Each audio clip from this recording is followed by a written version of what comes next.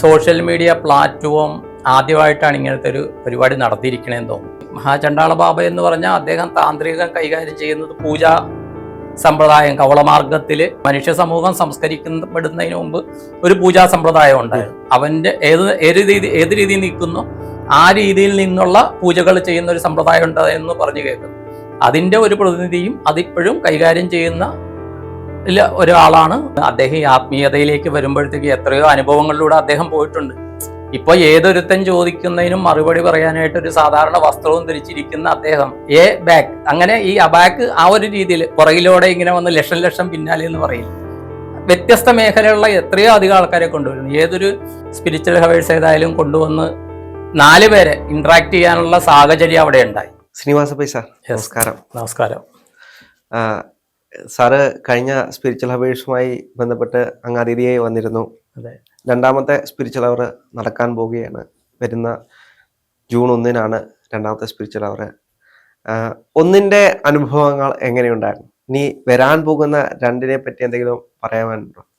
വരാൻ പോകുന്ന 2 വളരെ ആകാംക്ഷാഭരിതമാണ്. കാര്യം എന്താ വെച്ചാൽ പ്രഗത്ഭന്മാരാണ് വരുന്നത്. ഒന്ന് തസ്മൈ ഗുരുജി ഉണ്ട്, 2 മഹാചണ്ഡാള ബാബയുണ്ട്. അദ്ദേഹം ആ ഒരു കവളമാർഗത്തിൻ്റെ തലതൊട്ടപ്പനാണെന്ന് പറയാം ഞാൻ അറിഞ്ഞിടത്തോളം കേരളത്തിൽ.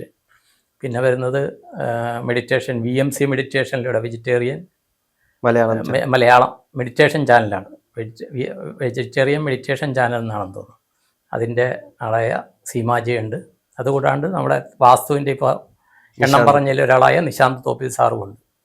അപ്പോൾ ഈ 3 പേര് ഒരേ രീതിയിലുള്ളവരാണ്. നിശാന്ത് തോപ്പിൽ സാർ അതിൽ നിന്നത് വ്യത്യസ്തമാണ്. അദ്ദേഹത്തിന് ഒരുപാട് അറിവുകളുണ്ട്. അതെ, അദ്ദേഹത്തിന് ഒരുപാട് അറിവുകളുണ്ട്.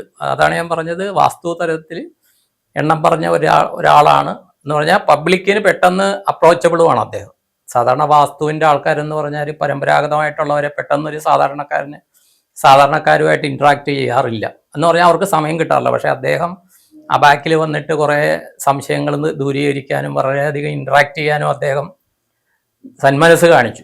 അതൊരു വളരെ നല്ല കാര്യമാണ്. അതുകൂടാണ്ട് അദ്ദേഹം പെൻഡുലത്തിൻ്റെ ആളുമാണെന്ന് തോന്നുന്നു. കുറേ പേര് അദ്ദേഹത്തിൽ നിന്ന് പെൻഡുലം ദീക്ഷ എടുത്തതാണെന്ന് കുറേ പേര് പറഞ്ഞിട്ടുണ്ട് കേട്ടോ. പക്ഷേ ഇതിൽ വരുന്നത് ഇമ്പോർട്ടൻ്റ് എന്ന് പറഞ്ഞാൽ അദ്ദേഹത്തിൻ്റെ തനി വഴിയാണ്. അതിന് പകരം അവിടെ ആരും ഇല്ല, നിശാന്ത് തോപ്പിൽ സാറിന് പകരം ഞാൻ മനസ്സിലാക്കിയെടുത്തോളം. പക്ഷേ ഇവർ 3 രീതിയിൽ പോണതാണ്. തസ്മൈ ഗുരുജി ഫാമിലി ഫുള്ളായിട്ട് മെഡിറ്റേഷനിൽ പോകണം എന്നുള്ളൊരു വിഭാഗക്കാരൻ. മഹാചണ്ഡാള ബാബ അദ്ദേഹം കവളമാർഗത്തിലുള്ള ഒരു ആത്മീയ സാധനയിലൂടെ പോകുന്നത്. അത് താന്ത്രികമൊക്കെ വളരെയധികം കൈകാര്യം ചെയ്യുന്ന ആളാണെന്നാണ് അറിവ്. പിന്നെ സീമാജി എന്ന് പറഞ്ഞാൽ കുറേയധികം വീട്ടമ്മമാരെ സ്വാധീനിച്ചൊരു വ്യക്തിത്വമാണ്. അത് വളരെയധികം പ്രത്യേകിച്ച് കേരളത്തിൻ്റെ സാംസ്കാരിക തലസ്ഥാനമായ തൃശ്ശൂരിൽ വെച്ച് തന്നെ അത് നടക്കുന്നു. അത് വളരെ ആകാംക്ഷാഭരിതമാണ്. ഞാനും വരണമെന്ന് വിചാരിച്ചിരിക്കുകയാണ്. അതിന് ബുക്ക് ചെയ്തിട്ടുണ്ട്. സാറിൻ്റെ 1-ാമത്തെ സ്പിരിച്വൽ അവറിലെ എങ്ങനെയുണ്ടായിരുന്നു സ്പിരിച്വൽ അവേഴ്സ്? അത് 1-ാമത് സ്പിരിച്വൽ അവേഴ്സ് അന്ന് അങ്ങനെ തീരുമാനിച്ചിരിക്കുന്നത്. എനിക്ക് തോന്നുന്നത് ഒരു സോഷ്യൽ മീഡിയ പ്ലാറ്റ്ഫോം ആദ്യമായിട്ടാണ് ഇങ്ങനത്തെ ഒരു പരിപാടി നടത്തിയിരിക്കണേന്ന് തോന്നുന്നു, അല്ലേ? എൻ്റെ അറിവിൽ ഇങ്ങനെ ആരും 3-4 പേരെ ആരെങ്കിലും ഒരാളെ ഇരുത്തി നടത്തി കാണും. പക്ഷെ 3-4 പേരെ ഇരുത്തിയിട്ട് അത് 4 പേരും 4 ഇതാണ്. അതിലെ ടോപ്പ് എന്ന് പറയാനായിട്ട് തസ്മൈ ഗുരുജി തന്നെയാണ്. തൽക്കാലം അദ്ദേഹത്തിന് വെല്ലാൻ ആരുമില്ല ഞാൻ മനസ്സിലാക്കിയെടുത്തോളം. പിന്നെ വ്യാസൻ സാർ എന്ന് പറഞ്ഞാൽ അദ്ദേഹം പുരാണ കഥകൾ ആൾക്കാർക്ക് ഇഷ്ടപ്പെടുന്ന രീതിയിലും കേൾക്കാൻ ആഗ്രഹിക്കുന്ന രീതിയിലും പറയുന്ന ആളാണ്.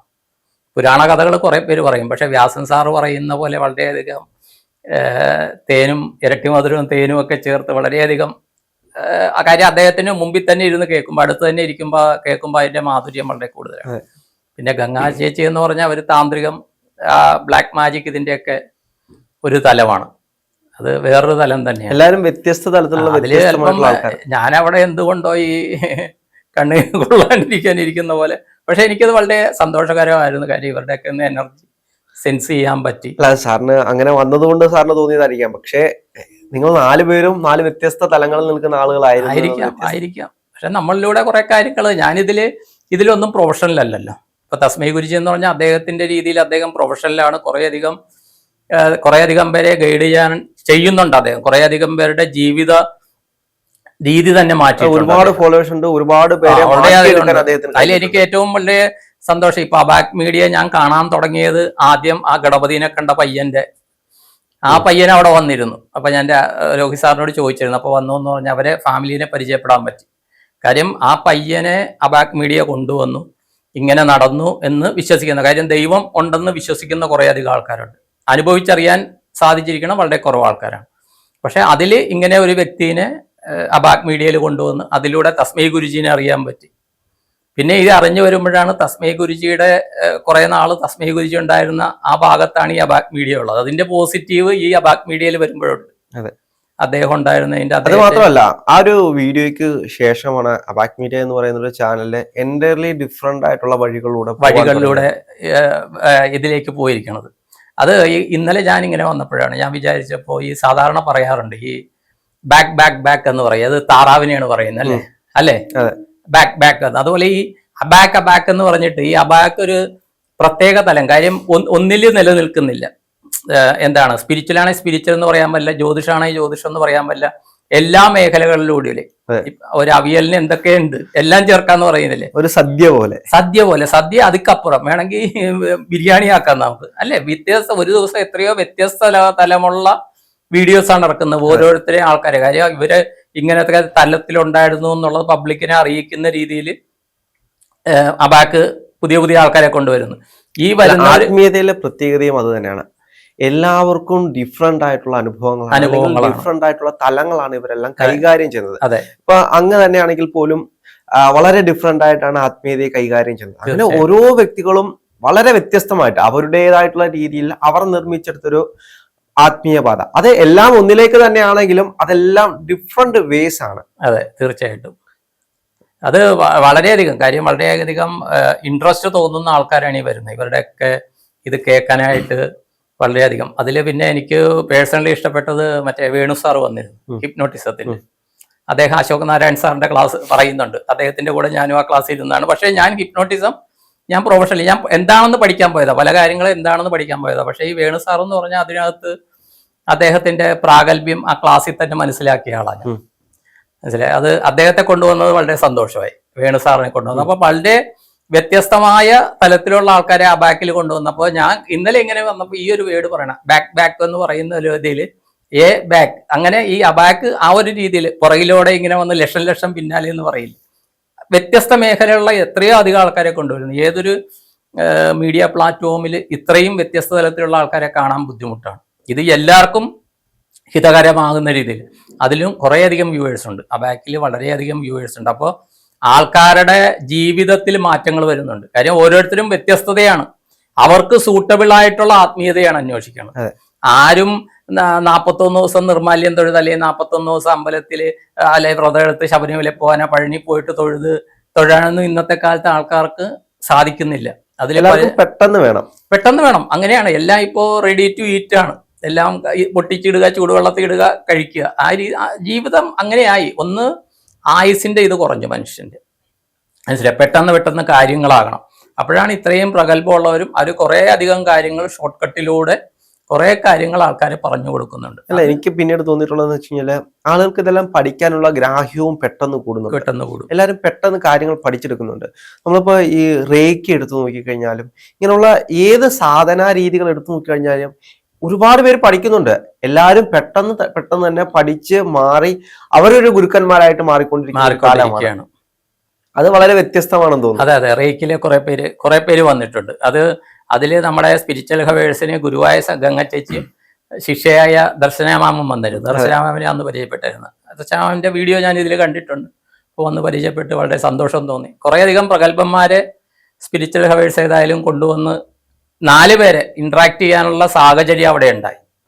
4 പേരുമായിട്ട് വളരെയധികം ഇന്ററാക്ട് ചെയ്യാനുള്ള സാഹചര്യം അവിടെ ഉണ്ടായി. ഇതില് 4 പേര് ചുരുങ്ങി പോകുന്നതിന്റെ പ്രധാനപ്പെട്ട കാരണം 4 പേരാണെങ്കിൽ പോലും അവർക്ക് പറയാനുള്ള കാര്യങ്ങൾ ഒരു ദിവസം നിർത്താതെ പറഞ്ഞാലും തീരാത്ത വിഷയങ്ങളാണ്. അപ്പൊ ഏറ്റവും സമയ ചുരുക്കത്തിൽ 4 പേർക്കും എന്തെല്ലാം കാര്യങ്ങൾ പറയാൻ കഴിയുമോ ആ കാര്യങ്ങളെല്ലാം പറയാൻ വേണ്ടിയിട്ടാണ് 4 പേരിൽ ഒതുക്കിയത്. അല്ല, അതില് അവിടത്തെ ഒരു കാര്യം കണ്ട, അവിടെ ആകെ എനിക്ക് തോന്നുന്നത് ഓഡിയൻസിൽ മാക്സിമം ഒരു 10 പേരെ സംസാരിച്ചിട്ടുള്ളൂ അല്ലേ. ഈ 10 പേരുടെയും വൈജ്ഞാനിക തലം മനസ്സിലാക്കിയ അവര് ചോദിക്കുന്ന ചോദ്യങ്ങൾ അല്ലേ, അവര് വെറുതെ ഒരു കാഴ്ചക്കാരല്ല, അവര് കുറെ കാര്യങ്ങളെ ആധികാരികമായിട്ട് പഠിച്ചിട്ടാണ് ഈ പ്രോഗ്രാമിൽ അവിടെ വന്നിരിക്കുന്നത് ചോദ്യങ്ങൾ ചോദിക്കാനായിട്ട് അല്ലെ. ശ്രദ്ധിച്ചില്ലേ? 10 പേര് അവര് ചോദിക്കുന്ന അതുപോലെ ഒരുപക്ഷെ അവിടെ ഇരുന്ന 200-250 പേരും ചോദ്യങ്ങൾ ചോദിക്കാൻ തയ്യാറായിരുന്നെങ്കിൽ ആ പരിപാടി ഒരാഴ്ചത്തേക്ക് നീണ്ടുപോയാൽ ഈ 10 പേര് അവരാ സദസ്സിൽ ചോദിക്കുകയും അത് വളരെയധികം എന്താണ് വളരെ ഔദ്യോഗികമായിട്ട് അല്ലെങ്കിൽ വളരെ പോയിന്റ് എന്താണ് വളരെ പോയിന്റുകളുണ്ട് അവർ ചോദിക്കുന്നതിന്. സാധാരണക്കാരുടെ ജീവിതമായിട്ട് പോയിന്റുള്ള കാര്യങ്ങൾ പലരും ചോദിച്ചു. എനിക്കത് തസ്മൈ ഗുരുജിയെ സംബന്ധിച്ച് തസ്മൈ ഗുരുജിക്കും വേണ്ടുന്ന ചോദ്യങ്ങൾ അത്തരത്തിലുള്ളതാണ്, അത്തരത്തിലുള്ളതാണ്, പ്രൊവോക്കേറ്റ് ചെയ്യുന്ന ചോദ്യങ്ങളാണ്. എന്നാലേ അദ്ദേഹത്തിന് ഉത്തരം പറയുമ്പോൾ ഉത്തരം പറയാൻ കഴിയത്തുള്ളൂ. അദ്ദേഹം ഉത്തരം പറയുമ്പോഴും അതുപോലെ ആയിരിക്കും, അതും ഉൾക്കൊള്ളാൻ തയ്യാറാകണം. അതെ, കാര്യം അദ്ദേഹം ആ ഒരു തലത്തിൽ വന്നു എന്ന് പറഞ്ഞാല് കാര്യം ഈ അഭ്രപാളികളുടെ ആ ഒരു ഇതിൽ നിന്ന് അദ്ദേഹം ഈ ആത്മീയതയിലേക്ക് വരുമ്പോഴത്തേക്ക് എത്രയോ അനുഭവങ്ങളിലൂടെ അദ്ദേഹം പോയിട്ടുണ്ട്. ഇപ്പൊ ഏതൊരുത്തൻ ചോദിക്കുന്നതിനും മറുപടി പറയാനായിട്ട് ഒരു സാധാരണ വസ്ത്രവും ധരിച്ചിരിക്കുന്ന അദ്ദേഹം കുറെ വർഷങ്ങൾക്ക് മുമ്പ് ബോംബെയിലെ സിനിമാ മേഖലയിലെ അല്ലെങ്കിൽ സംവിധായക അല്ലെങ്കിൽ അഡ്വർടൈസ്മെന്റ് സംവിധായകന മേഖലയിൽ ഒരു എന്താണ് അവിഭാജ്യ ഘടകമായിരുന്നു അല്ലെ. അപ്പൊ അദ്ദേഹം സാമ്പത്തികം അല്ലാണ്ട് ആത്മീയത എന്താണെന്ന് മനസ്സിലാക്കുകയും അദ്ദേഹം മനസ്സിലാക്കിയ കാര്യങ്ങൾ പബ്ലിക്കിന് പറഞ്ഞു കൊടുക്കുക. അത് വളരെ അദ്ദേഹത്തിന് അത്ര ഫീസൊന്നുമില്ല. അദ്ദേഹത്തിന് ഇത്ര നമ്മളിപ്പോൾ പല കാര്യങ്ങൾ പഠിക്കാൻ പോകുമ്പോഴും എനിക്ക് വ്യക്തിപരമായിട്ട് അറിയാം, നമ്മൾ വളരെയധികം ഫീസ് കൊടുക്കണം. സാധാരണക്കാരനെ സംബന്ധിച്ച് വളരെയധികം പ്രാക്ടിക്കലി ബുദ്ധിമുട്ടാണ്. അതേസമയം തസ്മൈ ഗുരുജിയെ സംബന്ധിച്ചിടത്തോളം ദക്ഷിണ എന്നുള്ള കൺസെപ്റ്റിൽ വന്നിട്ട് വളരെയധികം രാവിലെ തന്നെ, പിന്നെ അദ്ദേഹം കണിശക്കാരനാണ്. രാവിലെ എന്ന് പറഞ്ഞാൽ രാവിലെ 4 മണി 5 മണി എന്ന് പറഞ്ഞ ആ സമയത്ത് 4 മണിക്ക് തന്നെ അദ്ദേഹത്തിന് മെഡിറ്റേഷൻ തുടങ്ങും. അതില് അദ്ദേഹം തന്നെ ലൈവിൽ ഉണ്ടായിരിക്കും. ആ ഒരു ഇത് സാധാരണക്കാർ കുറേ അധികം ആൾക്കാർ അദ്ദേഹത്തെ ശരിക്കും അന്ന് വന്നതിൽ ഒരു 75-80% ആൾക്കാരും തസ്മൈ ഗുരുജീനെ കാണാനാണ് വന്നത്. കാര്യം ഇവർക്കെല്ലാം ബാംഗ്ലൂർ പോയിട്ട് കാണാൻ അപ്രാപ്യമായെടുത്ത് അദ്ദേഹത്തിനെ അബാക് മീഡിയ അവരിലേക്ക് എത്തിച്ചു. അതവിടെ ഒരു നല്ല കാര്യമാണ്. എനിക്കും അതുകൊണ്ട് തസ്മൈ ഗുരുജീനെ കാണാൻ പറ്റി. കാര്യം തസ്മൈ ഗുരുജിയുടെ ഞങ്ങളുടെ ഇപ്പോൾ ഞാൻ പഠിച്ചുകൊണ്ടിരുന്ന തേടയുടെ ഇത് വന്നിട്ട് അതൊരു ചെറിയ ഇത് വന്നപ്പോൾ ഞാൻ തസ്മൈ ഗുരുജിയുടെ ഇത് തന്നിരുന്നു, ആ ഇത് ഫോളോ ചെയ്യാന്ന് വെച്ചാൽ. പക്ഷെ അദ്ദേഹത്തിന്റെ ഒരു ഇതെന്ന് വെച്ചാൽ ഫാമിലി ആയിട്ട് വേണം, അദ്ദേഹത്തിന് അത് നിർബന്ധമാണ്. ഫാമിലി ആയിട്ട് ചെയ്താലേ ഇതിന് റിസൾട്ട് കിട്ടുള്ളൂ. അത് വളരെ ശരിയാണ്. പക്ഷെ ഫാമിലിയിൽ എല്ലാവരും ഒരേ അഭിപ്രായക്കാരാകുകയല്ലോ, അങ്ങനെ കുറെ പേർക്ക് ഇത് ചെയ്യാൻ പറ്റില്ല. അപ്പോൾ എങ്കിലും ഞാൻ അദ്ദേഹത്തിന്റെ എനർജി വെച്ചിട്ട് ഞാൻ കുറെ മെഡിറ്റേഷൻ ചെയ്തിട്ടുണ്ട്. അതിന്റെ ഒരു ഭാഗ്യമാകാം അദ്ദേഹത്തിനോടൊപ്പം ഇരിക്കാനായിട്ട് സാധിച്ചതെന്ന് അത് ഞാൻ അവിടെ തുറന്നു പറയുകയും ചെയ്തു. കാര്യം നമ്മൾ ഒരാൾക്കൊരു എനർജി ഉണ്ട് ഒരു തലത്തിലാണെങ്കിൽ നമ്മളത് അംഗീകരിക്കുക. ഇന്നത്തെ കലികാലത്തിൽ അത് അംഗീകരിക്കാൻ ഭയങ്കര ബുദ്ധിമുട്ടാണ്. ഞാൻ പിടിച്ച മുയലിന് 3 കൊമ്പ് എന്നുള്ള രീതിയിലാണ്. പക്ഷെ അവിടെയുള്ള എല്ലാവരും വളരെ നല്ല രീതിയിലായിരുന്നു, വളരെയധികം ആസ്വദിക്കാൻ പറ്റി. മനസ്സിലായി. പിന്നെ അവിടെ അത്ഭുതകരമായ കുറെ കാര്യങ്ങളൊക്കെ നടന്നു. അത് പിന്നെയൊക്കെ നമുക്ക് ഇനി അടുത്ത സ്പിരിച്വൽ അവേഴ്സിൽ വരുന്നവരാണെങ്കിൽ പോലും നല്ല രീതിയിലുള്ള ചോദ്യങ്ങൾ അവർക്ക് ചോദിക്കാൻ കഴിയട്ടെ എന്നാണ് എനിക്ക് പറയാനുള്ളത്. കാരണം ഇതുപോലുള്ള ഗുരുക്കന്മാരെ കിട്ടുമ്പോഴാണ് നമ്മുടെ സംശയങ്ങൾ അല്ലെങ്കിൽ നമുക്ക് ചോദിക്കാനുള്ള അത് ഏത് രീതിയിലുള്ള ചോദ്യങ്ങളും ആവാം, അപ്പൊ അവരുടെ കയ്യിലെല്ലാം ഉത്തരങ്ങളുണ്ട്. കാരണം നമ്മുടെ സംശയം അനുഭവങ്ങളിലൂടെയുള്ള ഉത്തരങ്ങളുണ്ട്. അനുഭവങ്ങളാണ് അവരുടെ അനുഭവങ്ങളാണ് അവരുടെ ഉത്തരങ്ങൾ. അപ്പൊ ഏറ്റവും നല്ല ചോദ്യങ്ങൾ. അപ്പൊ രണ്ടുപേരും 2 വിഭാഗക്കാരാണ്, എൻ്റർലി ഡിഫറെന്റ് ആയിട്ടുള്ള ആത്മീയത കൈകാര്യം ചെയ്യുന്നവരാണ്. അപ്പം ഈ 2 പേരോടും അത്തരത്തിലുള്ള ചോദ്യങ്ങൾ ചോദിക്കാനുള്ള ചോദ്യങ്ങളുമായിട്ട് പ്രേക്ഷകർ കടന്നു വരണം. അതില് തസ്മൈ ഗുരുജി, സീമാജി ഫുള്ളി മെഡിറ്റേഷന്റെ ആൾക്കാരാണ്.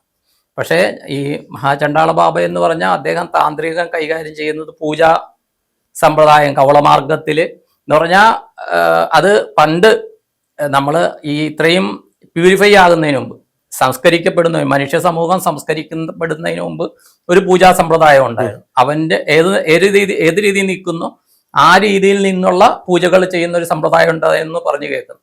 അതിന്റെ ഒരു പ്രതിനിധിയും അതിപ്പോഴും കൈകാര്യം ചെയ്യുന്ന ഒരാളാണ് ചണ്ഡാള ബാബ. അദ്ദേഹവും അതിൽ വളരെയധികം എന്താണ് ആ സ്പിരിച്വൽ ഹവേഴ്സ് 2 അതിൻ്റെതായ സ്ഥാനം നേടും. അദ്ദേഹത്തിൻ്റെയും കുറേയധികം ഫോളോവേഴ്സ് ഉണ്ട്. ഒരു കാര്യം എന്ന് വെച്ചാൽ അദ്ദേഹത്തിന്റെ കാര്യത്തിൽ ഇപ്പൊ കുറേയധികം ഇപ്പൊ വെജിറ്റേറിയൻ എന്ന് പറഞ്ഞാൽ ആൾക്കാർക്ക് ബുദ്ധിമുട്ടാണ്. വെജിറ്റേറിയൻ ആകാൻ സാധിച്ച ഭാഗ്യമെന്ന് ഞാൻ പറയും, മനസ്സിലായി. പക്ഷെ അദ്ദേഹം നോണും ഉപയോഗിക്കാം എന്നുള്ള ഒരു അഭിപ്രായക്കാരനും അത് പ്രാവർത്തികമായിട്ട് അദ്ദേഹം ചെയ്യുന്ന, അദ്ദേഹം ഈ രീതിയിൽ തന്നെ സ്പിരിച്വൽ ഇതിലാണെങ്കിൽ നോൺ ഉപയോഗിക്കാം, മാംസാദികൾ ഉപയോഗിക്കാം എന്നുള്ള അഭിപ്രായക്കാരനും അത് തന്നെ പ്രാവർത്തികം കൊണ്ടുവരുന്ന ആളാണ്. അപ്പൊ ഈ 2 ഡിഫറൻറ്റ് ഒപ്പീനിയനാണ് ഇതിന്റെ ആയ ആൾക്കാർ. അപ്പോൾ നോൺ ഉപയോഗിക്കാൻ പറ്റുന്ന ആൾക്കാർ അത് എന്താണ് അത് കാര്യം നോൺ ഉപയോഗിക്കാത്തതിന്റെ ഒരു കാര്യം എന്ന് വെച്ചാൽ നമ്മൾ അതിന്റെ കാർമ്മിക ഏറ്റെടുക്കുന്നു എന്നുള്ളതാണ്. ആ ജീവനെ കൊല്ലുകയും അതിനെ കൊന്നതിന്റെ ആ വേദനയുണ്ടല്ലോ, ആ വേദന നമ്മൾ ഏറ്റെടുക്കുന്നു എന്നുള്ളതാണ്. അപ്പൊ അതിന് എന്താണ് ന്യായീകരണം എന്നുള്ളത് തീർച്ചയായിട്ടും മഹാചണ്ഡാള ബാബ അവിടെ വിവരിക്കുന്നതാണ് എനിക്ക് തോന്നുന്നത്. ഞാനും പ്രതീക്ഷിച്ചിരിക്കുന്നു വരാനായിട്ട്. ഏതായാലും കാലാവസ്ഥ വളരെയധികം അനുകൂലമാകട്ടെ എന്ന് ഈ പ്രപഞ്ചത്തിനോട് പ്രാർത്ഥിക്കുകയാണ്. ഓക്കെ.